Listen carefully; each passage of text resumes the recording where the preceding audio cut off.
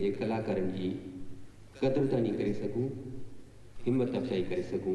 तो सभ खां पहिरीं मां अॼु जी मुख्य हस्ती, अॼु जे मुख्य मेहमान श्री राम जेठमलानी साहब जिन खे अर्ज़ु कंदुमि त हू मंच ते अचनि।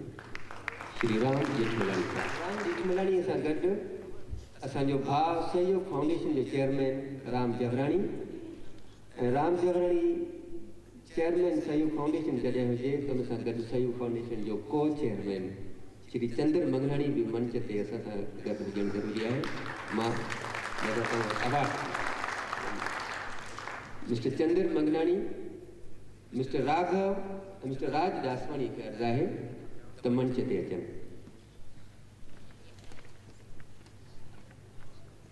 मिस्टर राघव, मिस्टर राज दासवाणी ऐं मिस्टर चंद्र मंगलानी।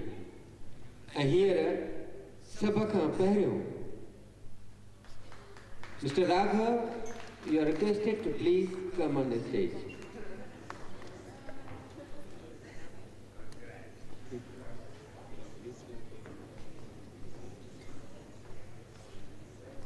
सभ खां पहिरियों मेमेंटो, सभ खां पहिरियों अवार्ड सहयोग फाउंडेशन जे तरफ़ां जेको असीं ॾियूं था सो आहे अश्विन मेलवाणी जे लाइ।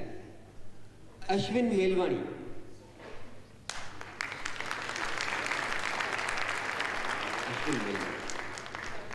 Ashwin Melwani is requested to please come on the stage and accept your award, please.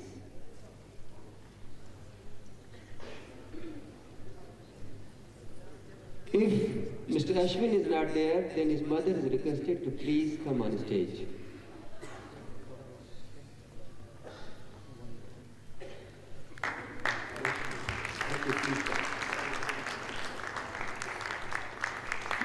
Give them a big applause, please. Mr. Ravi Melwani. Mr. Ravi Melwani. Mr. Ravi Melwani.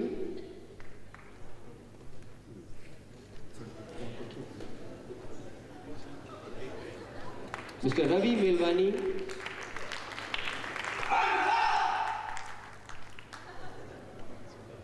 And now I'll call Selina Daswani. Selina Daswani is the granddaughter of my dear brother, Mr. Raj Daswani.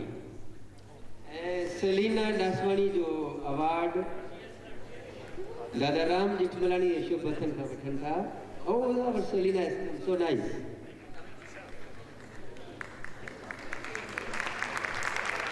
Give them a big applause, please.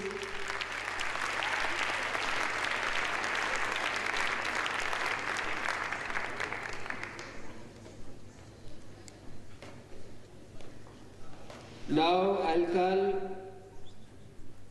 Nishan Alamchand.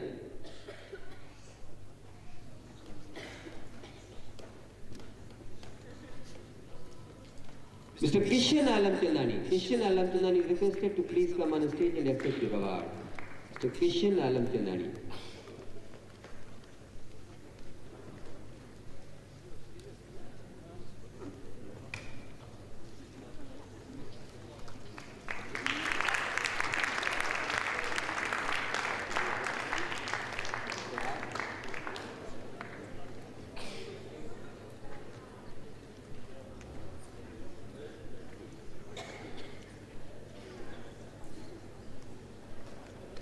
Miss Devya Rai Singhani. Miss Devya Rai Singhani. Devya Rai Singhani असांजी बालिका जेकी मां हिते निरीक्षक कंदे ॾिठो आहे।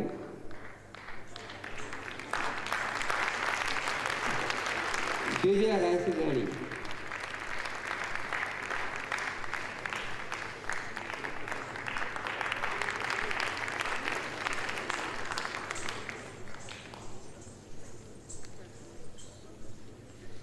Anita Makhija. Anita Makhija. Anita Makhija. Please come fast.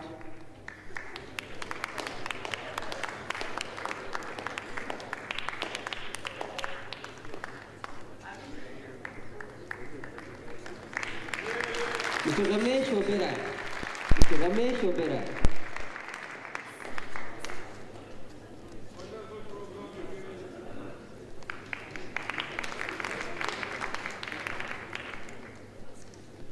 Mister Ramesh Oberoi तव्हांखे अर्ज़ आहे त महिरबानी करे जल्दी मंच ते अचो। असां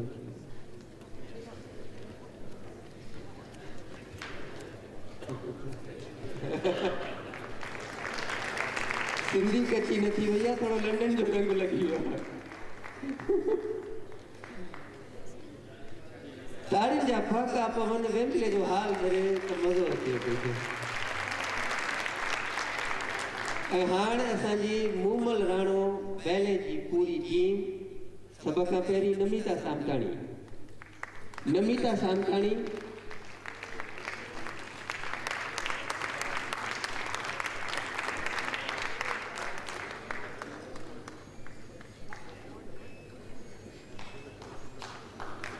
असांजे हिननि ॿारनि हेॾो बहितरीन बैले पेश कयो आहे। सचमुच इहो उञाण आहे त असांजो फन, असांजी कला, असांजो आर्ट कॾहिं बि ख़त्म थियणो न आहे। जेकॾहिं लंडन में असीं हेॾा शानदार सभु मल्हाए सघूं था, हेॾा बहितरीन बैले करे सघूं था, त सचमुच जी कारवां अलाए केतिरो अॻिते वधंदो, इहा असांखे पक्का विश्वास आहे। नमिता सामताणी खां पोइ मां अर्ज़ु थो कयां सलोनी कृष्णाणी खे त हू असांजे दादा राम जिठमलाणी जिन खे जंहिंजे शुभ हथनि सां इहा आवाज़ हासिलु कई।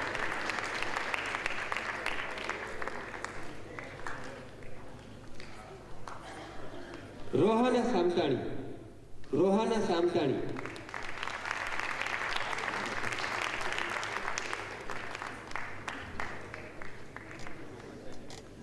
रोहाना सामताणी ताड़ियूं वास्ते घटि छो थी थियनि, मूंखे सम्झ में सिंधियुनि जूं ताड़ियूं माना। अनुष्का लखयाणी। अनुष्का लखयाणी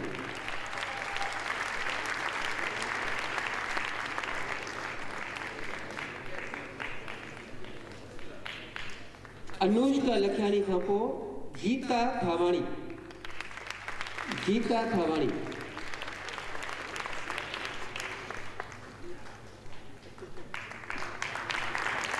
अनीता थावाणी।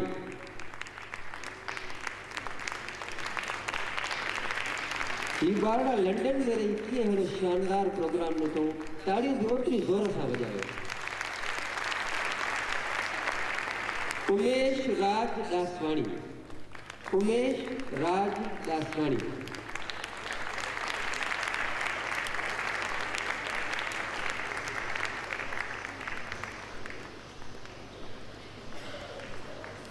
शारदा दरियानाणी। ऐं ही आहे शारदा दरियानाणी जंहिंखे तव्हां सूमल जे रूप में ॾिठो। असांजी सूमल हुई बेबी शारदा दरियानाणी। ऐं सूमल खां पोइ असांजे मूमल राणो जो हीरो राणो। राणो जेको रोल प्ले कयो सुमित्रा छुगाणी। सुमित्रा छुगाणी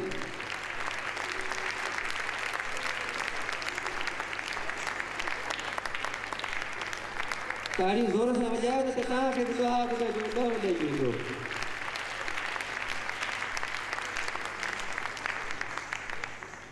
ऐं असांजी उहा कलाकारा, उहा फनकारा, उहा आर्टिस्ट जंहिं 6 महीना लगातार कोशिश करे, मेहनतूं करे, संघर्ष करे ही बहितरीन बैले तैयार कयो, उहा का ॿी न आहे पर हिन समूरे अंजुमन जे रूहे रवां मुझे भाउ, मुझे दोस्त राज दासवाणी जी न्याणी आहे। असां सभिनी जी न्याणी आहे। ज़बरदस्त अपलास ॾेई करे वॾियूं ताड़ियुनि जे ख़ातिर सां असीं स्वागत कंदासीं अनीता राज दासवाणी जो। अनीता राज दासवाणी कोरियोग्राफर, हीरोइन, सभु कुझु जो the soul of this whole ballet Moomal Rano.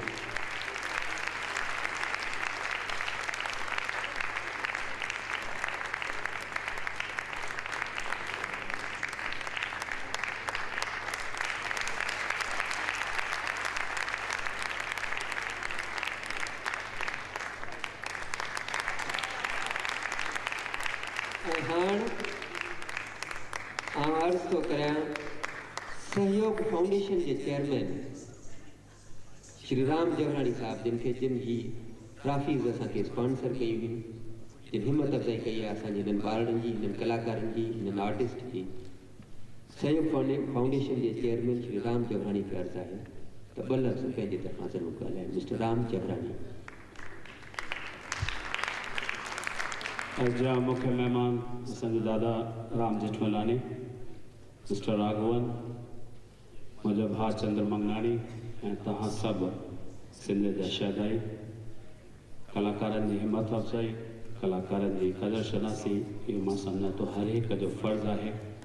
अगरि इहे कलाकार आहिनि, इहे साहित्यकार आहिनि, अदीब आहिनि, जेके असांजे पंहिंजे क़ौम जी सच पुछो त मुक़दर जूं लकीरूं पंहिंजे कलम सां लिखी वाॻे विधाता सचपच इहे आहिनि। ईंदड़ सुभाणे, ईंदड़ आईंदड़, ईंदड़ मुस्तक़बिल सचपच अॼु इन्हनि जे हथ में आहे, कलाकारनि, साहित्यकारनि, अदीबनि जे हथ में आहे। मुंहिंजा दोस्तो, परमात्मा ही जेका जीवन ॾिनी आहे, मालिक परमात्मा प्रभु परमेश्वर जेका जीवन बख़्शी आहे, उनखे हर इंसान पंहिंजे पंहिंजे नज़रिए सां ॾिसे थो, पंहिंजे पंहिंजे नमूने सां उनखे जीअण जी कोशिशि करे थो। के सिर्फ़ु पंहिंजे घर परिवार ऐं ॿारनि ताईं पंहिंजे जीवन खे सीमित रखनि था, के धंधे वापार के नामोस कमाइण में, पैसो कमाइण खे ई जीवन सम्झनि था। पर उन्हनि में के अहिड़ा शख़्स आहिनि जेके पंहिंजे घर सां निभाईंदे, धंधे वापार में पूरो थींदे, पंहिंजे समाज, पंहिंजे क़ौम ऐं पंहिंजे देश लाइ कुझु कनि था। मां इएं भायां थो त उहे शख़्स सचपच पंहिंजे जीवन सफली करे वञनि था, छाकाणि त ख़ल्क़ जी ख़िदमत में खाविंदो अचे थो।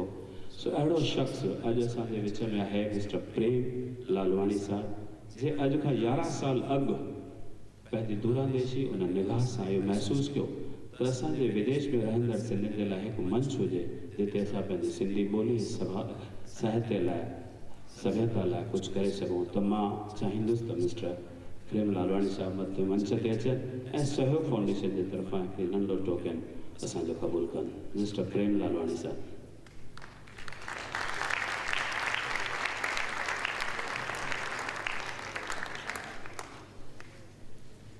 भाउ प्रेम लालवानी साहिब जो मां चाहींदुसि त ज़ोरदार ताड़ियुनि सां स्वागत कयो वञे।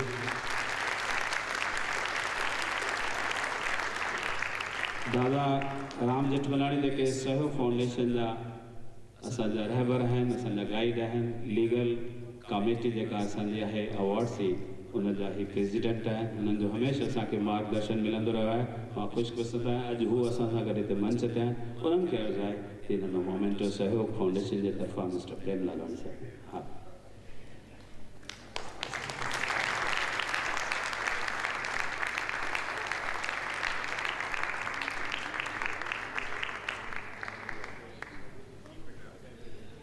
अॼु ही सम्मेलन जिते तव्हां सभु विदेशनि मां, अलॻि अलॻि मुल्कनि मां अची गॾु थिया आहियो, पंहिंजा वीचार पेश कया आहिनि। असांजे ईंदड़ सुभाणे जे लाइ तव्हां पंहिंजूं योजनाऊं ठाहियूं आहिनि। इन सॼे सम्मेलन जे पोयां जंहिं शख़्स जो हथु आहे उहो आहे राज दासवाणी साहिबु ऐं उनजी टीम। सो मां दादा राम जेठमलानी साहिब खे अर्ज़ु कंदुसि त उन्हनि जो बि नंढे मोमेंट सां स्वागत। मिस्टर राज।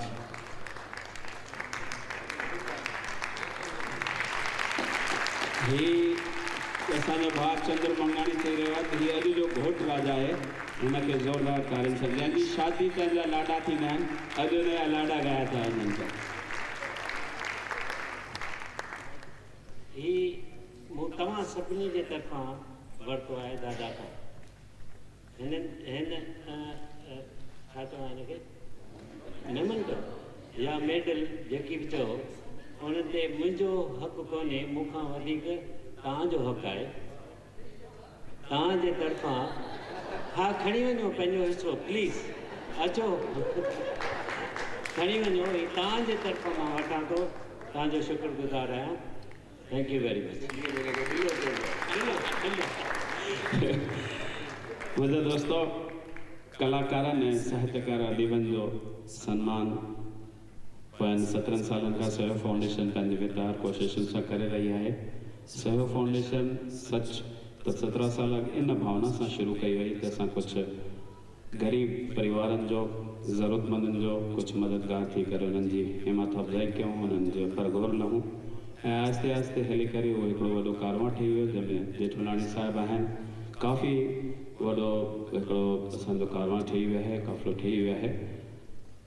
मेन असांजो इहो उद्देश्य रहियो आहे त पंहिंजे जाति जे उन्हनि शख़्सनि खे मंच ते आंदो वञे जंहिं ते कंहिंजी निगाह न पई आहे। असां अवार्ड्स में बि सिलेक्शन उन्हनि जी कंदा आहियूं जिन खे पर्दे जे पोयां रहण जो वधीक शौक़ु आहे, हू अॻियां अचणु न चाहींदा आहिनि।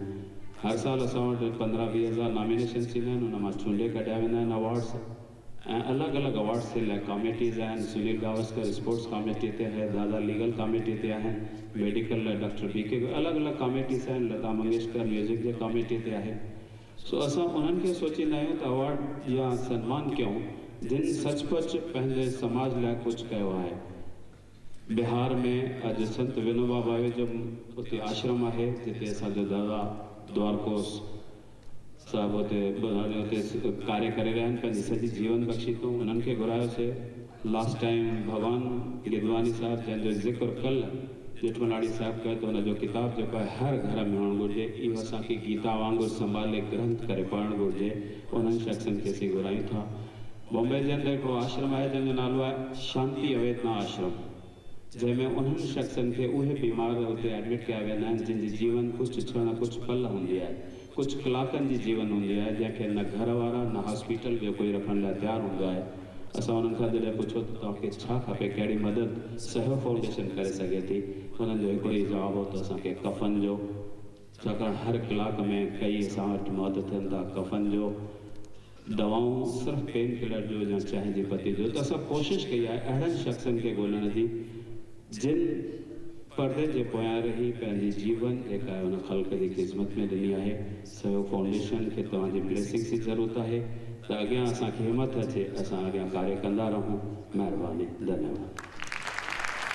असांजा ॿ ॿारड़ा जेके पहिरीं न थी सघिया आहिनि, अश्विन मेलवाणी ऐं रवि मेलवाणी, असीं चाहींदासीं त उहे ॿ ॿारड़ा वीचारड़ा बि असांजे मुअज़्ज़िज़ महिमान, मुख्य महिमान दादा राम जेठमलाणी साहब जे हथनि खां इहो अवार्ड वठनि। अश्विन मेलवाणी ऐं रवि मेलवाणी।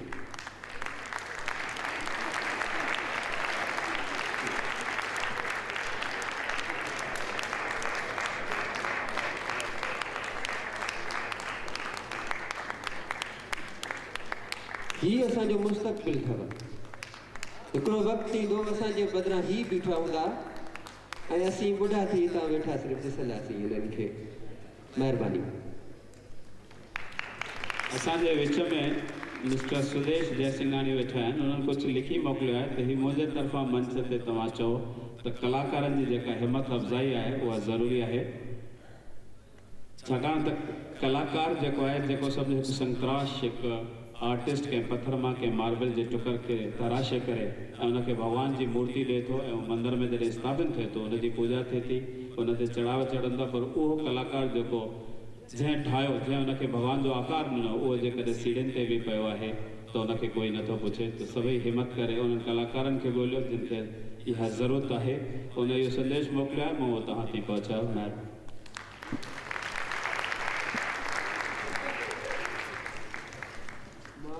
माज़रत थो वठां, असांजो फैशन शो अवांजे साम्हूं अचे, उनखां अॻु सिर्फ़ु चंद मिंटनि जे लाइ असां वटि कैनेडा मां हिकु भेण आयल आहे जेका वॉइस ऑफ सिंधीज़ जे लाइ कमु थी करे उहा कुझु मैसेज थी ॾियणु चाहे, अव्हांखे कुझु चवणु थी चाहे। इहा मुंहिंजी भेण छा थी चए, उन लाइ आउं अर्ज़ु थो कयां, I request my dear sister to please come on stage and say a few words. Very much. I realize that making an announcement like this at a cultural event is a little different, but this is a very important project that I'm going to announce to you that will really help to preserve Sindhi culture and identity, because Sindh is like Tibet, where the culture is being wiped out, the language by Urdu mass media, the land is being purchased by people coming from Punjab, and the Sindhis are being pretty much eliminated from their own land in Sindh. But Tibet is real well known in the West, but nobody knows of Sindh. In fact, on a map of South Asia, you won't even find Sindh on a common map. So I'm announcing to you this volume 3 volumes that are going to be published about Sindh. I'm the editor. It's by the Observer Research Foundation, which is a public policy think tank in New Delhi, headed by R.K. Mishra, which you may have heard of. The Voices of Sindh, Volume 1, is about culture and history and religion, and it will explore the constructs of Sindhi identity, particularly language and music and historiography.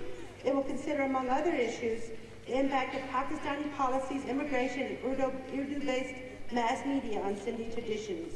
Volume 1 will cover art and architecture, music and drama, including literature of poets such as Shah Latif, whose beautiful poetry we saw tonight in action.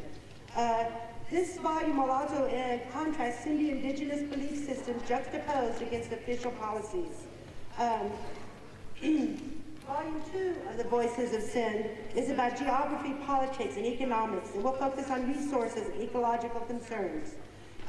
It will be a political and economic introduction to Sindh, both in the historical era and the modern times.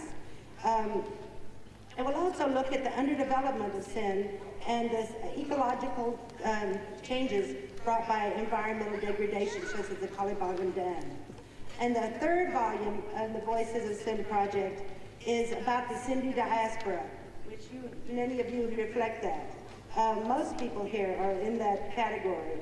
And as you know, the Sindhis have been traders and travelers throughout from all the way from Bahrain to Macau and China for thousands of years. They've left records and all through Tibet and Central Asia for thousands of years. And it's only, and now we have so much of the Sindhi diaspora located outside with no connections really to their homeland. But this series of papers, you can, my friend Sureika has these announcements, and she can pass them out. She can help me pass them out. And also you can find it on the Observer Research Foundation website. And we have extended the deadline for the abstracts to accommodate the Semmelan people. And we hope that people attending this conference will contribute papers either about culture and history, economics and politics, or the diaspora, those 3 volumes. And the goal of this project is to increase agency and authenticity regarding Sindhi views of historiography, economics, politics, and religion. Because often that view, both internationally and within Pakistan itself, is really not considered. And it's very important to bring these volumes out. And we're going to make them available in English for the wider society and make them available to departments of South Asian Studies who, when they study Pakistan, Sindhi issues are rarely addressed. And this is a very important, will fill a gap that's very much needed to be filled. And I hope that some people here will contribute articles. I really appreciate it. I just want to say one more thing. I've spent quite a bit of time in Sindh, Mohenjo-daro, Shikarpur, Shadadkot, Dadu. I've been to all through central Sindh. And I want to tell you, Sindh is not a mythical homeland. The Sindhi people are fighting for to preserve the statues, the beautiful Hindu heritage sites. Sindhi Muslims surround them sometimes and protect them from destruction. It's very much a battle for identity going on here and now in Sindh. And I encourage you, if you can get visas, everybody here, go to Sindh. It's incredible. Fashion show अवां जे साम्हूं अचे उन खां अॻु में कल्ह हिन मंच तां असांजी कुझु बालिकाउनि बहितरीन नृत्य जा क़िस्म ॾिना हुआ। हिकु बालिका हुई दिव्या रायसिंघाणी, जंहिंखे अवां कांचन जे मथां, शीशनि जे मथां नृत्य कंदो ॾिठो हो। पंहिंजे मथे ते 35 मटका खणी नृत्य कंदे ॾिठो हो। उन बालिका लाइ वरी इहा फरमाइश कई वई आहे त दिव्या खे हिन मंच ते वरी आंदो वञे। त तव्हांजी ज़ोरदार फरमाइश ते हिकु दफ़ो वरी असीं अव्हांजे साम्हूं था आहियूं। जयपुर मां आयल बालिका नृत्य कलाकारा दिव्या रायसिंघाणी, जेका उन गीत ते नृत्य तव्हांजे साम्हूं आणींदी, जंहिंजो वास्तो, जंहिंजे लफ़्ज़नि जो वास्तो सिधो सो असांजी वैली ऑफ रिवर इंडस सां आहे।